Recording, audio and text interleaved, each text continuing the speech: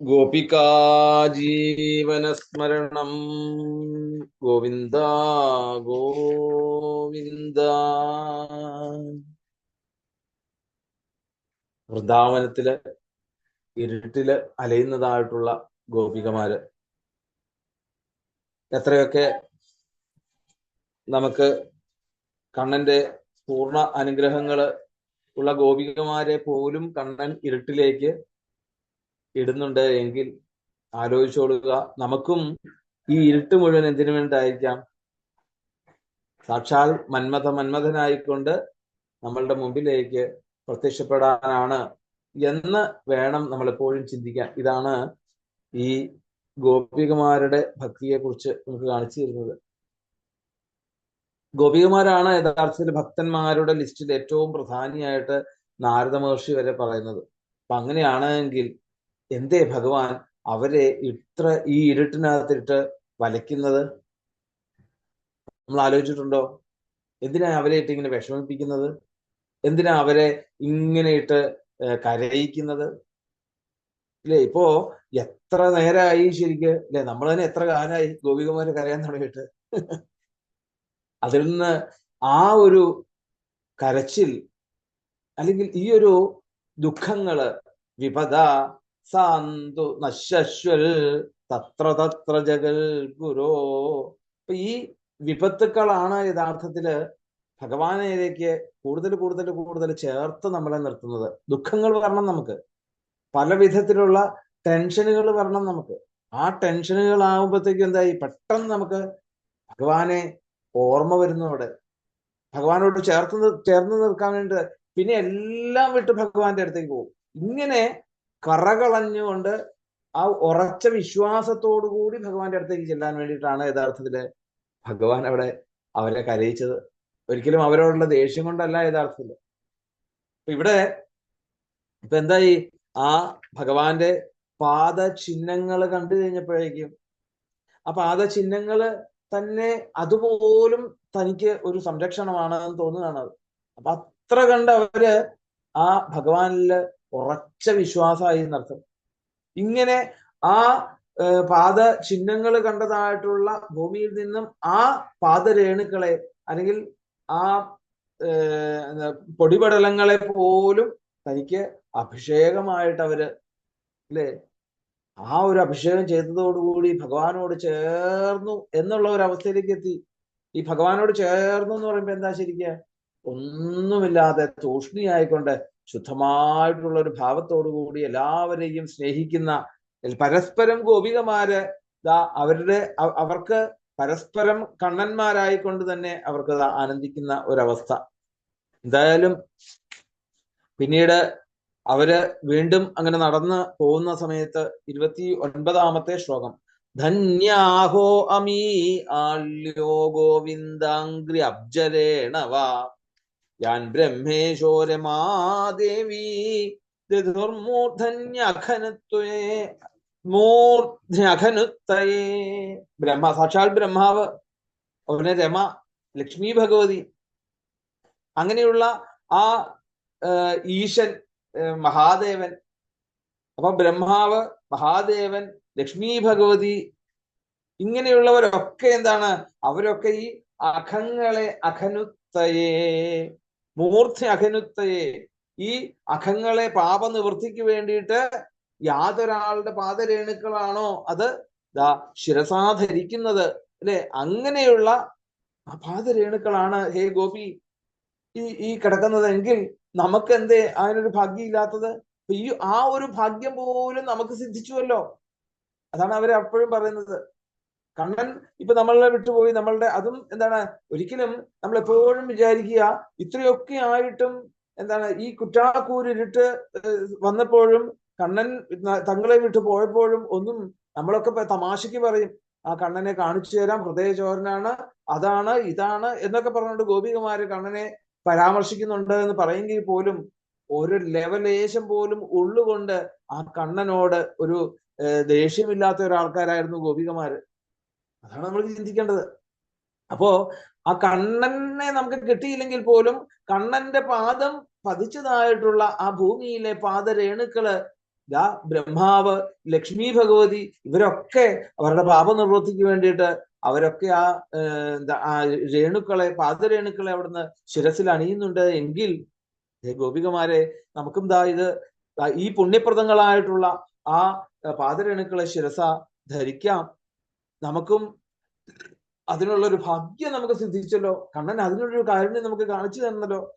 ഇപ്പൊ ഈ ഒരു വഴിയല്ല ഞാൻ വന്നിരുന്നെങ്കിലോ, നമ്മൾ വന്നിരുന്നെങ്കിലോ നമുക്ക് കാണാൻ സാധിക്കുമായിരുന്നോ? നമുക്ക് ആ കണ്ണന്റെ പാദം സ്പരിശിച്ചതായിട്ടുള്ള ആ ഒരു രേണുക്കൾ നമുക്ക് കിട്ടുമായിരുന്നോ? ഇല്ല.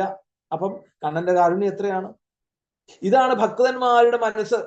ഭക്തന്മാർ ഒരിക്കലും കിട്ടാത്തതിനെയല്ല, അവിടെ കിട്ടിയതിലുള്ള ആനന്ദത്തെ വീണ്ടും വീണ്ടും വീണ്ടും വീണ്ടും കണ്ണന്റെ പാദങ്ങളിൽ നമസ്കരിക്കുവാനുള്ള മനസ്സിനെ ഉയർത്തിക്കൊണ്ടുവരികയാണ്. അല്ലെ? നമുക്കൊക്കെ ദുഃഖം വരുമ്പോഴേക്കും കണ്ണനോട് ദേഷ്യാണ് സത്യത്തിൽ.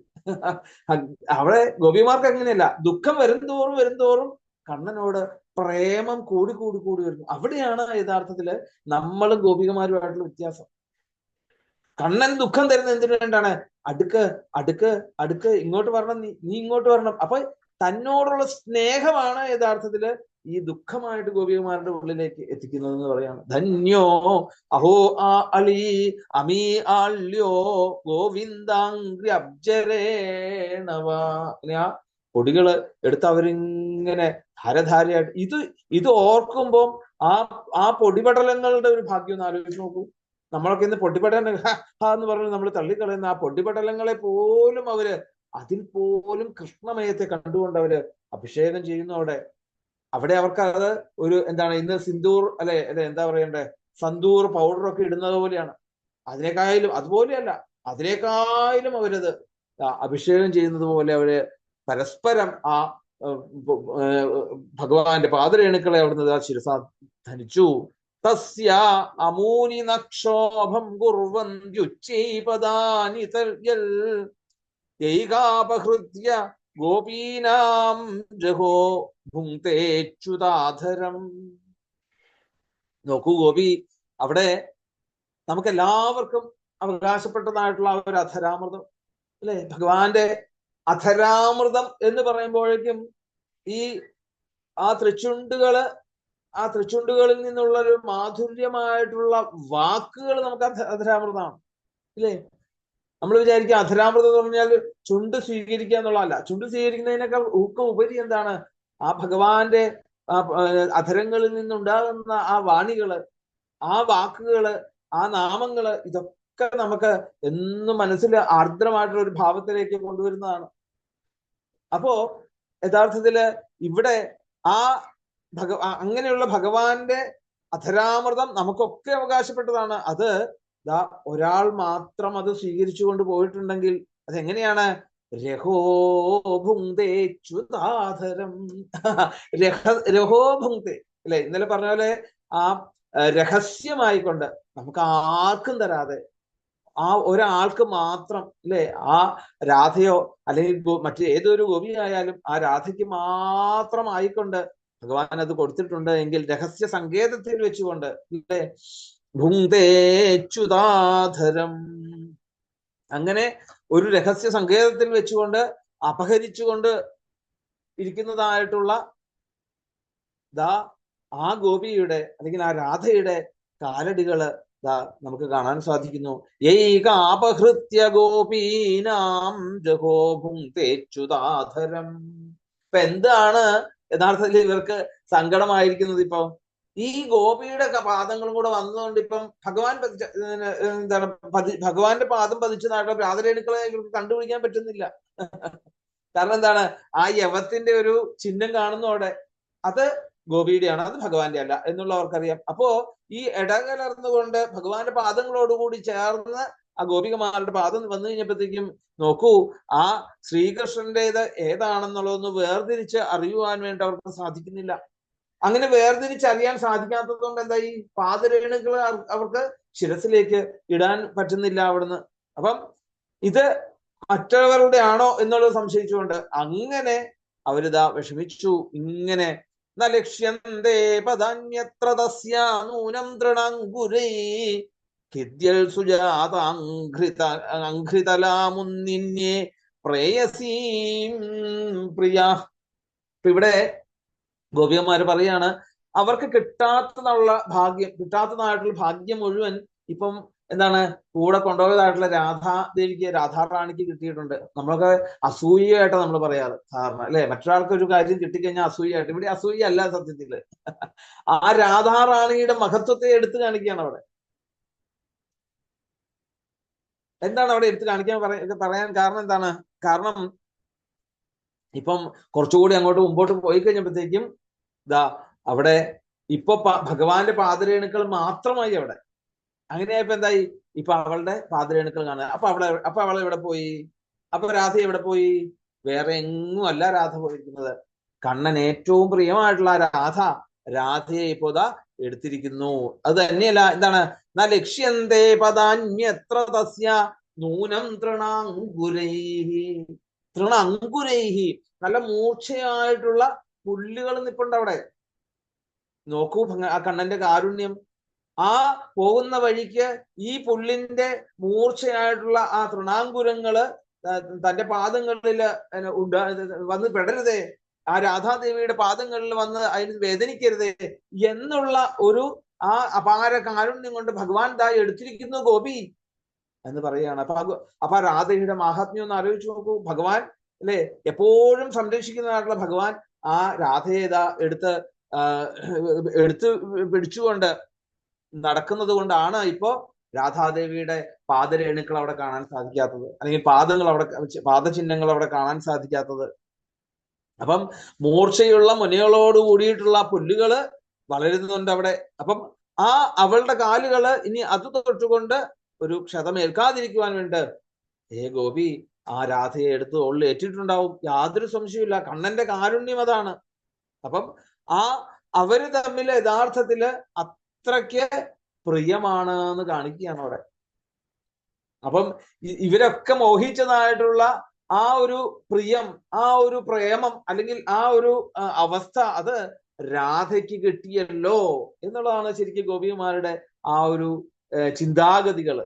അവർക്ക് രാധയ്ക്ക് കിട്ടിയതിലുള്ള അസൂയയല്ല അവിടെ. ശരിക്കും തങ്ങൾക്കും ഇതൊക്കെ കിട്ടാവുന്നത് അതിനു വേണ്ടിയിട്ട് തങ്ങൾക്ക് അതിനൊരു ഭാഗ്യം ഉണ്ടായില്ലല്ലോ, അതാ രാധയ്ക്ക് ഉണ്ടായല്ലോ, അല്ലെ? അപ്പൊ അവിടെ ആ രാധ റാണി എന്നുള്ളത് പ്രേയസി ആണെങ്കിൽ കൃഷ്ണൻ പ്രിയൻ ആയിക്കൊണ്ട്, അല്ലെ? അങ്ങനെയുള്ള ആ ഒരു പ്രിയ പ്രേയസി ബന്ധത്തെ അവിടെ, ആ ഒരു ആശയത്തെ അവിടെ പ്രബലപ്പെടുത്തുന്നു എന്ന് പറയാണ്. എന്തായാലും ആ മണലില് ഭഗവാന്റെ മാത്രം കാലടികള്, ആ കാലടികളിലേക്ക് ഒന്നുകൂടെ ശ്രദ്ധിച്ചു കഴിഞ്ഞപ്പോഴാണ് എന്താണ് ഒന്ന് ആഴത്തിൽ പതിഞ്ഞിരിക്കുന്നു അവിടെ, അല്ലേ?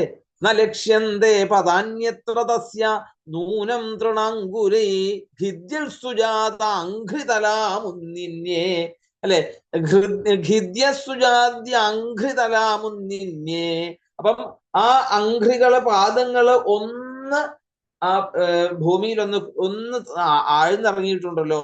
അപ്പം ആഴ്ത്തിറങ്ങിയിട്ടുണ്ടെങ്കിൽ തീർച്ചയായിട്ടും എന്താണ് ഇതിങ്ങനെ ആഴ്ന്നിറങ്ങാൻ കാരണം? ഭാരം ചുമക്കുന്നതുകൊണ്ടല്ലേ? തീർച്ചയായിട്ടും അതെ. ആ ഗോപിയേതാ ഭഗവാൻ എടുത്ത് തോളത്തിട്ടുകൊണ്ട് പോകുന്നുണ്ട്. അങ്ങനെയുള്ള ആ ഗോപിയുടെ ആ രാധയുടെ ഒരു ഭാഗ്യം ഒന്ന് ആലോചിച്ചു നോക്കൂ. ഇമാന്യധികമഗ്നാനി പദാനി വഹതോ വധൂം ഗോപ്യ പശ്യത കൃഷ്ണസ്യ ഭാരാക്രാന്തസ്യ കാമിനാം. അപ്പം അവിടെ പറയുന്നു മഹാത്മാവായിട്ടുള്ള ആ ഭഗവാൻ ഇനി അത് തന്നെയാണോ ചെയ്തത്? അപ്പൊ ഇവരോട് എങ്ങനെയാണോ കണ്ണൻ പെരുമാറണം എന്ന് ആഗ്രഹിക്കുന്ന ഒക്കെ ആ രാധയ്ക്ക് ചെയ്തു കൊടുത്തു എന്നാണ് ഇവരുടെ നിഗമനം. അപ്പൊ അവിടെ പറയാണ് ഇമാന്യധികമഗ്നാനി പദാനി വഹതോ വധൂം ഗോപ്യ പശ്യത കൃഷ്ണസ്യ ഭാരാക്രാന്തസ്യ കാമിനാം. അപ്പൊ അവിടെ ആ രാധയ്ക്ക് വേണ്ടിയിട്ട് കാമിനി പുഷ്പങ്ങൾ പറിച്ചെടുക്കുവാൻ വേണ്ടിയിട്ട് നോക്കൂ, ആ രാധയുടെ ചിഹ്നത ഇപ്പൊ വന്നു. എങ്ങനെ ഇപ്പൊ വന്നത്? ഇവിടെ വന്നപ്പോഴത്തേക്കും കണ്ണനുണ്ടല്ലോ, രാധ അവിടെ താഴെ ഇറക്കി. എന്തിനു വേണ്ടിയിട്ട് ഇറക്കി?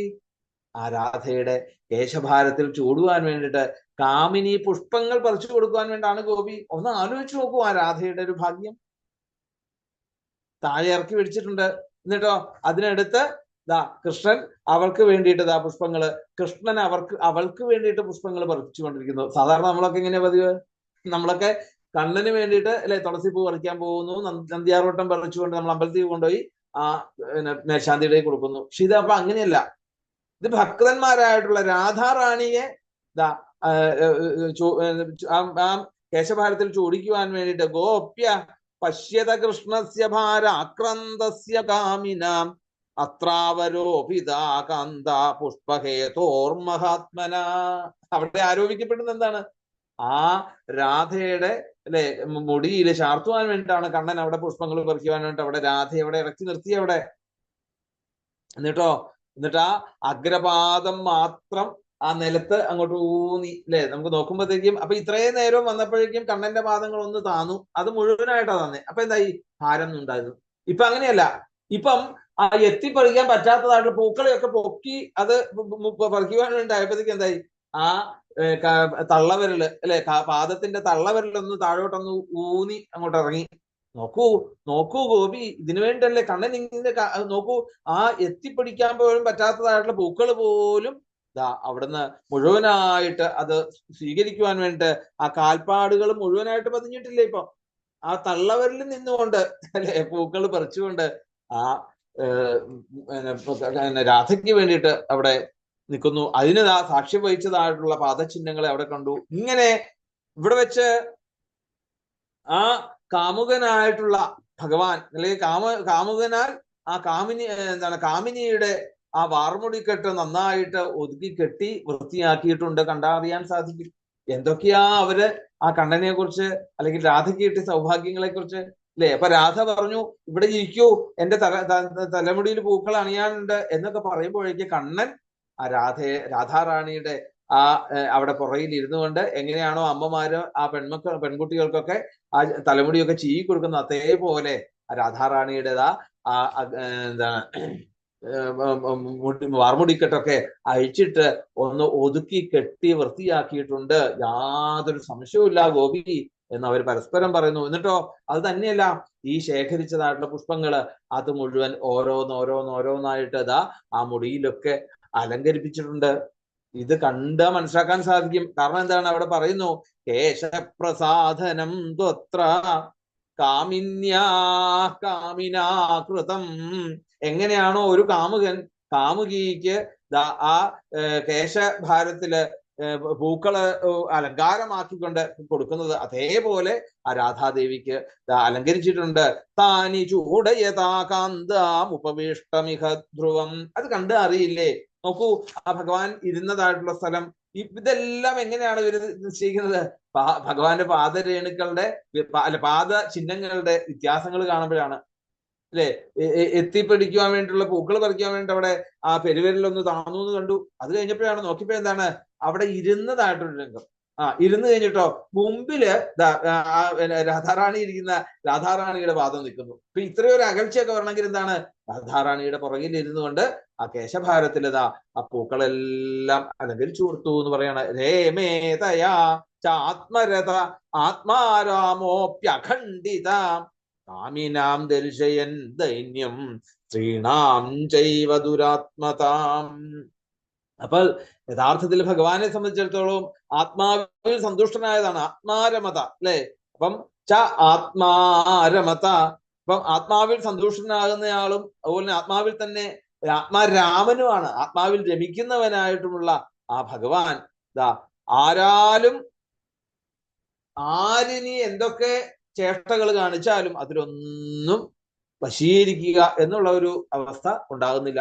യഥാർത്ഥത്തില് ഇതെല്ലാം കഴിഞ്ഞു കഴിയുമ്പോഴത്തേക്കും ആ ശ്രീശൂബ്രഹ്മർഷിയുടെ വാക്കുകളാണ് 34-ാമത്തെ ശ്ലോകം മുതൽ. ഇനി ശ്രീശൂബ്രഹ്മർഷി പറയുകയാണ് അവിടെ, ഭഗവാൻ ആത്മാവിൽ സന്തുഷ്ടിയായി കണ്ടെത്തിയവനാണ് ഭഗവാൻ, ആത്മാരാമനാണ്. ഒന്നിനും അല്ല, ഭഗവാനെ സംബന്ധിച്ചിടത്തോളം സ്വയം രാജിക്കുന്നയാളാണ് അല്ലെ, സ്വയം പ്രകാശിക്കുന്നയാളാണ് ഭഗവാൻ. അതിനി രാധാറാണിയുടെ ഒരു അനുഗ്രഹം ഒന്നും തന്നെ വേണ്ട അവിടെ. അപ്പം അങ്ങനെ ആത്മാവിൽ രമിക്കുന്നവനാണ് ഭഗവാൻ. ആ അവസ്ഥയ്ക്ക് യഥാർത്ഥത്തില് ചാഞ്ചല്യം വരുത്തുവാൻ വേണ്ടിയിട്ട് ഒരു ശക്തിക്കും സാധിക്കുകയില്ല. ആ മനസ്സിന്റെ ചാഞ്ചല്യം ഉണ്ടാക്കുവാൻ ഒരു വസ്തുവിനും അത് സാധ്യമല്ല. ആ എന്താണ് കാമിനാം ദർശയൻ ദൈന്യം സ്ത്രീണാം ചൈവ ദുരാത്മതാം. അപ്പം ഇത് ശരിക്കും എന്തിനു വേണ്ടിയിട്ടാണ് ഇതൊക്കെ കാണിച്ചിരിക്കുന്നത്? ഇത് ശരിക്ക് വിഷയലംബടന്മാരായിട്ടുള്ള അല്ലെ പുരുഷന്മാരെ, അവരെ സംബന്ധിച്ചിടത്തോളം അവരുടെ ആ ഒരു ദീനതയെയും അതുപോലെ തന്നെ സ്ത്രീകളുടെ ദുഷിച്ചതായിട്ടുള്ള മനോഭാവത്തെയും ഒക്കെ ഒന്ന് എടുത്തു കാണിക്കുവാൻ വേണ്ടിയിട്ടതാ ഭഗവാൻ ഇവിടെ ഓരോരോ കളികള് അല്ലെ പല രീതികള് അവളുടെ കൂടെ ഒന്ന് രമിച്ചു എന്ന് അവിടെ കാണിച്ചു തരുന്നോടെ. അപ്പൊ ശരിക്ക് ആ ഒരുത്തിയോടുകൂടി രമിച്ചത് വിഷയലംബടന്മാർക്ക് ദുഷിച്ചതായിട്ടുള്ള സ്ത്രീകളിൽ ഉണ്ടാകുന്നതായിട്ടുള്ള ആ ദീനതയെ കാണിക്കുവാൻ വേണ്ടി മാത്രമാണ് എന്ന് പറയാണ് ഇവിടെ. എന്നിട്ട് പറയാണ് അല്പം കഴിഞ്ഞാൽ ഇനി അവളെയും ആ കൊടുങ്കാട്ടില് അർദ്ധരാത്രിക്ക് തള്ളി വിട്ടുകൊണ്ട് ഭഗവാൻ തന്റെ പാട്ടിന് പോയതായിട്ട് നമുക്ക് ഇനി കാണാൻ സാധിക്കും. ഇത്രയൊക്കെ ചെയ്തിട്ട് അല്ലെ ഭഗവാൻ അവിടെ നിന്ന് ഉപേക്ഷിച്ചു പോയതായിട്ട്. ഇങ്ങനെ ഇവളെ ഒറ്റയ്ക്ക് കൊണ്ടുവന്ന് കുറെയൊക്കെ അവളെ അവളെ രമിപ്പിച്ചുകൊണ്ട് അല്ലെ തന്റെ ആനന്ദത്തിന് വേണ്ടിയിട്ടല്ല, പിന്നെ എന്തിനാണ് സ്ത്രീലമ്പടന്മാർക്ക് ഒരു പാഠം പഠിപ്പിക്കുവാൻ വേണ്ടിയിട്ട് മാത്രം ഭഗവാൻ ചെയ്തിട്ടുള്ള ഒരു ലീലയാണ് എന്ന് പറയുകയാണ് അവിടെ. അങ്ങനെയാണ് എങ്കിൽ ധാരാളം പരസഹസ്രം അല്ലെ ഗോപികമാരിൽ ഒരുവളോട് കൂടുതൽ ഒരു മമത കാണിച്ചു, മറ്റുള്ളവരുടെ ആ കണ്ണ് വെട്ടിച്ചുകൊണ്ട് അവളെയും കൂട്ടിക്കൊണ്ട് ആ തോളിൽ കൈയിട്ടുകൊണ്ട് കാട്ടിലൂടെ യാത്രയായി. അങ്ങനെ പൂത്തുലഞ്ഞു നിൽക്കുന്നതായിട്ടുള്ള കൂട്ടങ്ങൾ, ആ വള്ളിക്കൂട്ടങ്ങൾ കണ്ടു കഴിഞ്ഞപ്പോഴേക്കും എന്താണ് അവിടെന്താ ആ വള്ളിയുടെ ഇടയിൽ നിൽക്കുന്നതായിട്ടുള്ള പൂക്കളൊക്കെ പറിച്ച് മാല കെട്ടി അവളുടെ ആ മുടി കോതി അലങ്കരിച്ചുകൊണ്ട് ഇങ്ങനെ അവളുടെ ആ ഒരു ആവശ്യാനുസരണം പല ചേഷ്ടകളും അവിടെ അവൾക്ക് വേണ്ടിയിട്ട് അവിടെ ചെയ്തതായിട്ട് കാണാൻ സാധിക്കും. പക്ഷെ ഇവിടെയൊക്കെ എന്താണ് തനിക്ക് ബാഹ്യോപാധികളൊന്നും കൂടാതെ ആത്മാവിൽ സന്തുഷ്ടി കണ്ടെത്തുന്നതായിട്ടുള്ള ആത്മാരാമനായിട്ടുള്ള ഭഗവാൻ ഇതൊക്കെ ചെയ്തത് എന്തിനു വേണ്ടാണ്? ഒരു പെണ്ണിന്റെ വലയിൽ പെട്ട് കഴിഞ്ഞാൽ അവളുടെ താളത്തിനൊത്തു തുള്ളേണ്ടി വരും എന്ന് ഇന്ന് ഇതിനോട് കാമം കൂടുതലായിട്ടുള്ള ആ പുരുഷന്മാർക്ക് വേണ്ടിയിട്ട് കാണിച്ചു കൊടുക്കുന്ന ഒരു അനുഭവമാണ് യഥാർത്ഥത്തിൽ. ഇതാണ് ഇതിന്റെ അനുഭവം എന്ന് അവിടെ കാണിച്ചു തരുന്നിട്ട് മാത്രമാണ് അത് ചെയ്തതെന്ന് പറയണം ആ ലീല. ഇത്യേവം ദർശയന്ത്യസ്താശ്ചേരുർഗോപ്യോ വിചേതസ യാം ഗോപീമനയിൽ കൃഷ്ണോ വിഹായാന്യാസ്ത്രിയോ വനേ. അങ്ങനെ ആ ഭഗവാന്റെയും അതുപോലെ തന്നെ ആ രാധാറാണിയുടെയും അല്ലെങ്കിൽ ആ ഗോപിയുടെയും കാലടികൾ പരസ്പരം കാണിച്ചുകൊണ്ട് ഗോപികമാര് ആ മാർഗത്തിലൂടെ അത് സഞ്ചരിച്ചു. അങ്ങനെ ഒറ്റയ്ക്ക് പോകപ്പെട്ടവൾ താൻ മറ്റുള്ളവരെക്കാൾ കേമിയാണെന്ന് അഭിമാനിച്ചു എന്ന് അല്ലെ. എന്നെ മാത്രം കണ്ണന് കുറച്ച് കൂടുതൽ പ്രിയം, മറ്റുള്ള ഗോപികമാരെ എല്ലാം വെടിഞ്ഞ് ഇദ്ദേഹം എന്നെ മാത്രം കൊണ്ടു നടക്കുന്നു. അപ്പൊ അങ്ങനെ വന്നപ്പോ എന്തായി? അപ്പം അദ്ദേഹത്തിന് എന്നോട് ആണ് ഏറ്റവും കൂടുതൽ പ്രിയം എന്നുള്ള ഒരു മതം ഈ രാധാറാണിയിലോ അല്ലെങ്കിൽ ഈ പറഞ്ഞ ഈ ഗോപിയുടെ ഉള്ളിലേക്കും വന്നുപോയി. അപ്പോൾ അവര് പറയുകയാണ്, ഞാൻ ഇനി ഒരടി അങ്ങോട്ട് നടന്നു കഴിഞ്ഞാൽ സാചമേനെ തദാത്മാനം വരിഷ്ഠം സർവയോഷിതാം ഹിത്വാ ഗോപീ കാമയാനാമാമസോ ഭജതേ പ്രിയാം തതോ ഗത്വാ വനോദ്ദേശം തൃപ്താ കേശവമബ്രവീത് ന പാരയേഹം ചലിതും നയമാം യത്ര തേ മന. അപ്പം പറയുകയാണ്, ഇനി ഒരടി നടക്കാൻ എനിക്ക് വയ്യ കണ്ണ, അതുകൊണ്ട് എനിക്ക് എങ്ങനെയെങ്കിലും എന്നെ ഒന്ന് അവിടുന്ന് എടുക്കണം എന്ന് അവിടുന്ന് അവിടേക്കാണ് പോകുന്നതെങ്കിൽ, അല്ലെങ്കിൽ ഒരടി നടക്കാൻ വയ്യ അവിടേക്കാണ് പോകുന്നതെങ്കിൽ എന്നെയും കൂടി എടുത്ത് യാത്ര തുടരണം എന്നാവശ്യപ്പെട്ടപ്പോഴേക്കും എന്താണ് ഇത് കേട്ട കൃഷ്ണൻ എന്ത് ചെയ്തു? അവളോട് പറഞ്ഞു, തോളിൽ കയറിക്കോളാൻ പറഞ്ഞ് അങ്ങനെ ഭാവിക്കുമ്പോൾ കൃഷ്ണനെ കാണാനില്ല അവിടെ. അവൾ അത്യന്തം അവിടുന്ന് പരിതപിക്കുകയാണ് അവിടെ. അപ്പം തതോ ഗത്വാ വനോദ്ദേശം തൃപ്ത കേശവം അബ്രവീർന്ന പാരയേഹം ചലിതും നയമാം യത്ര തേ മന ഏവമുക്ത പ്രിയാമാഹസ്കന്ധ ആരുഹ്യതാമിതി തതശ്ചാന്തർദധേ കൃഷ്ണ സവധൂരന്വതപ്യത. അപ്പൊ ഒന്ന് ആലോചിച്ച് നോക്കൂ, ഇത്രയും നേരവും തന്നോടാണ് ഏറ്റവും പ്രിയമെന്ന് കുറച്ച് കൂടുതൽ അഹങ്കരിച്ചു. ഇപ്പൊ ഗോപികമാരാണോ അല്ലെ? അതാണ് ഗോപികമാര് പറഞ്ഞ ഈ ദുഃഖം തരുമ്പോഴാണ് കണ്ണൻ ഞങ്ങളുടെ കൂടെ ഉണ്ടാകുന്നത്. മറ്റതെങ്ങനെയല്ല, നോക്കൂ, അങ്ങോട്ട് കൂട്ടി കൂട്ടി കൂട്ടി അങ്ങോട്ട് കൊണ്ടുപോയി കുറച്ചുകൂടെ ഇരുട്ടങ്ങോട്ട് കൂടി.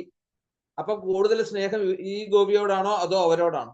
അവരെ ഇങ്ങനെ ഇരുട്ടിലേക്ക് കൊണ്ടുവന്നില്ല, ഒറ്റയ്ക്ക് ആക്കിയിട്ടില്ല. ആലോചിച്ച് നോക്കുക. ഇപ്പൊ എന്തായി? ഒറ്റയ്ക്കാക്കി ഒന്ന് കുറച്ചുകൂടെ ഇരുട്ട് കൂടിയതായിട്ടുള്ള ആ കൊടും വനത്തിലേക്ക് കൊണ്ടുപോയി. അവിടെ ചെന്നിട്ട് തതശ്ചന്തർദധേ കൃഷ്ണ സവധൂരന്വതപ്യത, അവിടുന്ന് അന്തർധാനം ചെയ്തതോടുകൂടി ഗോപി അവിടുന്ന് കരയാൻ തുടങ്ങി. ഒരിക്കലും ഞാൻ ഈ കണ്ടതായിട്ടുള്ള ഈ സൗഭഗ മതത്തോടുകൂടി ഞാൻ അവിടത്തേക്ക് വേണ്ടിയിട്ട് എന്തൊക്കെയോ ഞാൻ അവിടത്തേക്ക് വേണ്ടി ഞാൻ ചെയ്യിച്ചു. ഞാൻ ആ ഒരു സ്വാതന്ത്ര്യം അവിടുന്ന്, അപ്പോഴും എൻ്റെ ആ ദാസഭാവം എന്നിൽ നിന്ന് ഉണ്ടായിരുന്നെങ്കിൽ ഞാൻ അത് ചെയ്യിക്കുമായിരുന്നോ എന്നുള്ള ആ കുറ്റബോധം നിറഞ്ഞുകൊണ്ടുള്ള ആ വിളിയാണ്. ഹേ ഹാ നാഥ രമണ പ്രേഷ്ഠ ക്വാസി ക്വാസി മഹാഭുജ ദാസ്യാസ്തേ കൃപണായാമേ സഖേ സഖേ ദർശയ സന്നിധി. ഹാ നാഥ രമണപ്രേഷ്ഠ, അല്ലയോ പ്രാണനാഥ, എന്നെ രമിപ്പിച്ചതായിട്ടുള്ള, എന്നെ രമിപ്പിക്കുന്നവനെ, പ്രിയപ്പെട്ടവനെ, ഹേ മഹാബാഹോ മഹാഭുജ മഹാബാഹോ, നല്ല അജാനുബാഹുവായിട്ടുള്ള ദാസ്യാസ്തേ, ഒരിക്കലും എന്റെ ദാസഭാവത്തിന് എനിക്ക് പോകുന്നില്ല, അങ്ങയുടെ ദാസിയാണ് ഞാൻ, അങ്ങയുടെ ദാസിയാണ് എന്നുള്ള രീതിയില് സഖാവേ, ഇഷ്ടത്തോഴ, എന്റെ കൂടെ ഇപ്പൊ ഇത്രയും നേരവും എന്നോട് ചേർന്നിരുന്നതായിട്ടുള്ള ആ ഒരു ഇഷ്ടത്തോഴരായിട്ടുള്ള തേ ദാസ്യ, അവിടുത്തെ ദാസിയായിക്കൊണ്ട് ഞാൻ പറയുകയാണ്, സഖേ ദർശയ സന്നിധി. അപ്പം ദീനയും ദയയും അർഹിക്കുന്നതായിട്ടുള്ള അടിയന്, അല്ലെങ്കിൽ ഈ ദാസിയായിട്ടുള്ളവന് സന്നിധി, അവിടുത്തെ ആ സ്ഥാനം എവിടെയാണ്? ഒന്ന് കാണിച്ചു തരൂ, എവിടെയാണ് അങ്ങ് പോയത്? അവിടുത്തെ ഒന്ന് കാണാൻ വേണ്ടി ഞാൻ മോഹിക്കുന്നു എന്ന് ഒരു നിമിഷം കൊണ്ട് ഒന്ന് ആലോചിച്ച് നോക്കൂ. എത്ര ദൂരത്തേക്ക് എത്തിയെന്ന് ആലോചിച്ച് നോക്കൂ. ആ മനസ്സ് ഇത്രയും നേരം കണ്ണനോട് ചേർന്നിരുന്നപ്പോൾ ഇതൊന്നും അറിയുന്നില്ല. ആ ഐശ്വര്യത്തിന്റെ മതത്തില് എല്ലാം മറന്നുകൊണ്ട് നമ്മൾ ഭാവം പോലും മാറി എന്ന് മനസ്സിലാക്കിയപ്പോഴേക്കും ആ സൗഭഗ മതം ഭക്തന് യോജിച്ചതല്ല എന്ന് കാണിച്ചു തരാനാണോ അറിയില്ല. വേഗം അന്തർധാനം ചെയ്ത് കഴിഞ്ഞപ്പോഴത്തേക്കും ദൂരെ പോയി മനസ്സ്. എത്ര ആ ഭാവത്തിന്റെ മാറ്റം ഒന്ന് ആലോചിച്ച് നോക്കൂ. ഇപ്പൊ പറയാണ്, ഒന്ന് കാണിച്ചു തരൂ കണ്ണ, എനിക്കൊന്ന് ആ സ്ഥാനം ഒന്ന് കാണാൻ വേണ്ടി മാത്രമേ ഞാൻ അവിടെ ആഗ്രഹിക്കുന്നുള്ളൂ. അന്വിച്ഛന്ത്യോ ഭഗവതോ മാർഗം ഗോപ്യോ വിദൂരത ദദൃശു പ്രിയ വിശ്വേഷമോഹിതാം ദുഃഖിതാം സഖീം. അങ്ങനെ ആ ഭഗവാന്റെ മാർഗം തേടി അലഞ്ഞു നടക്കുന്നതായിട്ടുള്ള ഗോപികമാര് തന്റെ ആ പ്രിയന്റെ വിയോഗ ദുഃഖത്താൽ ബോധം നശിച്ചുകൊണ്ട് കിടക്കുന്നതായിട്ടുള്ള ആ രാധാറാണി, ആ ഗോപിയെ ആ അധികം ദൂരെയല്ലാതെ ആ കരച്ചിൽ കേട്ടുകൊണ്ട് അവിടെ എത്തി. അങ്ങനെ അവരുടെ ആ ആശ്വാസത്താലും മറ്റും മാനസികാവസ്ഥയൊക്കെ വീണ്ടെടുത്തതായിട്ടുള്ള ആ ഗോപികയോട്, രാധാറാണിയോട് ചോദിച്ചു, ആദ്യം നിനക്ക് കൃഷ്ണനിൽ ലഭിച്ചതായിട്ടുള്ള ആ ആദരവിനെയും അതുപോലെ സ്വന്തം അഹങ്കാരത്തെ കൊണ്ട് അല്ലെ ഇപ്പോൾ സഹിക്കേണ്ടി വന്നതായിട്ടുള്ള ഈ അപമാനത്തെയും പറ്റിയൊക്കെ ആ ഗോപികമാരോട് രാധാറാണി പറഞ്ഞു കൊടുത്തു. എന്തായാലും അവളോടും കൂടിക്കൊണ്ട് വീണ്ടും കണ്ണന്റെ ആ കാലടി പരിശങ്ങൾ കണ്ടതായിട്ടുള്ള ആ പാദരേണുക്കള് ശിരസിൽ അണിഞ്ഞുകൊണ്ട് കണ്ണനെ വിളിച്ചുകൊണ്ട് അല്ലെ, ആ നിലാവുള്ളിടത്തോളം കാലം, ആ ശരത്കാലത്തിലെ നിലാവുള്ളിടത്തോളം പ്രദേശങ്ങളിലൊക്കെ തെരഞ്ഞു നോക്കി. അതിനപ്പുറം കൂരിട്ടായി തുടങ്ങി അവിടെ. അങ്ങനെ വന്നു കഴിഞ്ഞപ്പോഴത്തേക്ക് എന്തായി? തന്മനസ്കാ സദാലാപാ തദ്വിജേഷ്ടാസ്തദാത്മികാഹ തൽഗുണാനേവ ഗായന്ത്യോ ആത്മാകാരാണി സസ്മരൂ പുനഃ പുലിനമാഗത്യ കാളിന്ത്യാ കൃഷ്ണഭാവനാഹ സമവേതാ ജഗുകൃഷ്ണം തദാഗമനകാംക്ഷിതാ. എന്തായാലും ആ തന്മനസ്കാ തത് ആലാപ, പിന്നെന്താ, തദ്വിജേഷ്ട തദാത്മിക, ഭഗവാനെ കുറിച്ച് അദ്ദേഹത്തിൽ തന്നെ മനസ്സുറപ്പിച്ചു. തന്മനസ്ക, ഇദ്ദേഹം മാത്രമേ ഉള്ളൂ, ഇപ്പൊ കണ്ണൻ മാത്രമേ ഉള്ളൂ ഇവരുടെ മനസ്സിൽ, എല്ലാവരുടെയും ഉള്ളില് അദ്ദേഹത്തെ തന്നെ മനസ്സുറപ്പിച്ചുകൊണ്ട് പിന്നെയോ തത് ആലാപ, അദ്ദേഹത്തെ തന്നെ സംസാരിക്കുക. കണ്ണന്റെ കീർത്തനങ്ങൾ പാടുക, കണ്ണന്റെ ആ എന്താണ് രൂപം മുഴുവൻ മനസ്സിൽ പൂർണ്ണമായിട്ട് നിറയ്ക്കുക, അദ്ദേഹത്തെ പറ്റി മാത്രം സംസാരിക്കുക, അദ്ദേഹത്തിന്റെ ചേഷ്ടകളെ മാത്രം അനുകരിക്കുക. തന്മനസ്ക തദാലാപ തദ്വിചേഷ്ട, അദ്ദേഹത്തെ കുറിച്ച് അദ്ദേഹത്തിന്റെ കർമ്മങ്ങളെ, കഥകളെ, ചേഷ്ടകളെ മാത്രം അനുകരിക്കുക. അങ്ങനെ തദ്വിചേഷ്ട തത് ആത്മിക, അങ്ങനെ അദ്ദേഹത്തിന്റെ ഗുണങ്ങൾ മാത്രം ഗാനം ചെയ്ത് നൃത്തം ചെയ്ത് അവനവനെ തന്നെയും, അല്ലെങ്കിൽ ആ സ്വന്തം ഗൃഹങ്ങളെ പറ്റിയോ ഒന്നും അവിടെ ചിന്തയില്ല. അവിടെ ഇപ്പൊ എന്തായി? കണ്ണൻ മാത്രം തന്റെ ഉള്ളില്, തന്റെ നാവിൽ നിന്ന് വരുന്നത് കണ്ണൻ, അതുപോലെ തന്റെ കർമ്മങ്ങൾ മുഴുവൻ കണ്ണനായിട്ട് മാറിയിരിക്കുകയാണ്. അപ്പം കൃഷ്ണനെ കണ്ടു കിട്ടാതെ ഇനി അവർക്ക് മറ്റു യാതൊരുവിധ ചിന്തകളും ഇല്ല എന്നുള്ള ഒരു അവസ്ഥയായി. അങ്ങനെ ആ യമുനാ നദിയുടെ ആ മഴൽത്തട്ടിലേക്ക് അവരങ്ങ് മടങ്ങി. അങ്ങനെ ആ യമുനാ നദിയുടെ മഴൽത്തട്ടിൽ കടന്നുകൊണ്ട്, ആ അമ്മയുടെ ആ മഴൽത്തട്ടിൽ കടന്നുകൊണ്ട് അവരെല്ലാവരും കൂടി ഒത്തുകൂടിക്കൊണ്ട് അദ്ദേഹത്തിന്റെ മടങ്ങി വരവ് പ്രതീക്ഷിച്ചുകൊണ്ട് ശ്രീകൃഷ്ണനെ കാണുവാൻ വേണ്ടിയിട്ട് ലജ്ജ വിട്ട് ഗതത്രപ, ഇനിയിപ്പോ അവർക്ക് വേറെ ഒന്നും ചിന്തിക്കാനില്ല. കണ്ണനെ ഒന്ന് കണ്ടാൽ മാത്രം മതി. അത്രയും ഒരു വലിയൊരു അഹങ്കാരാണോ ഞങ്ങൾ ചെയ്തതെങ്കിൽ അതിനൊരു പ്രായശ്ചിത്തമായിക്കൊണ്ട് അവര് ആ യമുനയില് പരസ്പരം ഗോപികമാരെല്ലാം ഒരേ മനസ്സോടുകൂടി ഒരേ രാഗത്തോടുകൂടി ആ കണ്ണനെ വിളിച്ചു കരയുന്ന ആ ഒരു രംഗമാണ് ഇനി ഗോപികാ ഗീതം ഒക്കെ. അത് നമുക്ക് അടുത്ത ദിവസം നമുക്ക് അനുസ്മരിക്കാം. ഇപ്പൊ നമുക്ക് ആ പാരായണത്തിലേക്ക് പ്രവേശിക്കാം. ഗോവിന്ദനാമ സങ്കീർത്തനം. ഗോവിന്ദ ഗോവിന്ദ.